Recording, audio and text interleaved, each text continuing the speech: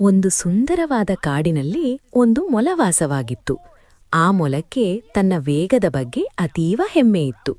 ದಾರಿಯಲ್ಲಿ ಸಿಗುವ ಪ್ರಾಣಿಗಳನ್ನೆಲ್ಲ ಅದು ತನ್ನ ವೇಗದ ಬಗ್ಗೆ ಹೇಳಿ ಹೀಯಾಳಿಸುತ್ತಿತ್ತು. ಒಂದು ದಿನ ಅದಕ್ಕೆ ದಾರಿಯಲ್ಲಿ ಮೆಲ್ಲಗೆ ಸಾಗುತ್ತಿದ್ದ ಆಮೆಯೊಂದು ಕಂಡಿತು.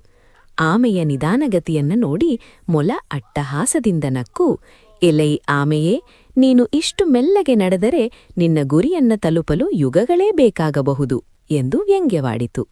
ಮೊಲದ ಅಹಂಕಾರವನ್ನ ಮುರಿಯಲು ನಿರ್ಧರಿಸಿದ ಆಮೆ, ನಾನು ನಿಧಾನವಾಗಿರಬಹುದು, ಆದರೆ ನಿನಗೆ ಧೈರ್ಯವಿದ್ದರೆ ನನ್ನೊಂದಿಗೆ ಓಟದ ಸ್ಪರ್ಧೆಯಲ್ಲಿ ಭಾಗವಹಿಸು ಎಂದು ಸವಾಲು ಹಾಕಿತು.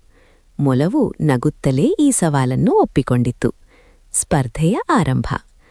ಕಾಡಿನ ಪ್ರಾಣಿಗಳೆಲ್ಲ ಈ ವಿಚಿತ್ರ ಓಟವನ್ನ ನೋಡಲು ಜಮಾಯಿಸಿದವು. ಸ್ಪರ್ಧೆ ಆರಂಭವಾಯಿತು.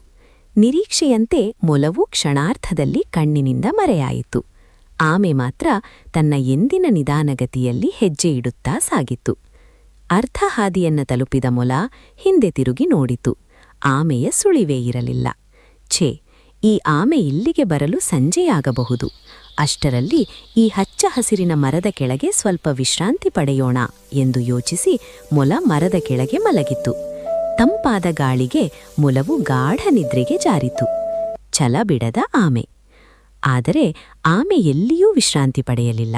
ಬಿಸಿಲಿರಲಿ ಸುಸ್ತಾಗಲಿ ಅದು ತನ್ನ ಗುರಿಯನ್ನಷ್ಟೇ ನೆನಪಿನಲ್ಲಿಟ್ಟುಕೊಂಡು ಸತತವಾಗಿ ನಡೆಯುತ್ತಲೇ ಇತ್ತು.